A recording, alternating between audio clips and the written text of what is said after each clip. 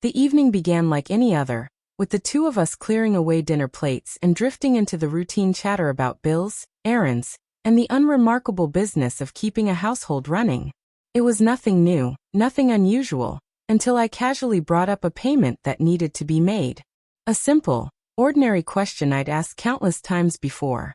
But this time, her answer cleaved through the air like lightning splitting a calm sky. "I'm not your property," she said. Her voice was sharp, her eyes hard, and the words lingered in the room heavier than stone. At first, I didn't know how to respond. Was she accusing me? Declaring independence? Drawing a line that I hadn't seen before? Something about her tone, her glare, the energy radiating from her body. Everything about it felt final, like a declaration of war I hadn't realized was coming. I stayed silent, only giving a small nod, but something inside me hardened. As I cleared the table, her words replayed again and again in my head, each time cutting deeper.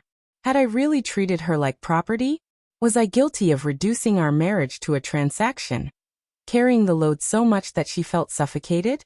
Or was this her way of absolving herself of the responsibilities we had promised to share? That night, as I lay in bed beside her, it wasn't anger that settled in me. It was something colder, sharper. A realization. If she didn't want to feel like my possession, then fine. I wouldn't treat her like one anymore. But that also meant she could no longer expect me to shoulder the endless weight of our shared life. Independence, after all, comes with cost. The next morning, she carried on as though nothing had happened. But I had changed, and there was no going back. I didn't announce it. I didn't argue. I simply began to live differently. When she asked if I'd pay the bill that week, I said calmly, "You can take care of it." The confusion on her face lingered, but she didn't push. For me, though, that small refusal marked something monumental. The end of me as her silent caretaker. All through the day, I stepped back further. The faucet leaked, but I didn't fix it. Her car needed gas, but I didn't take it out like I always did.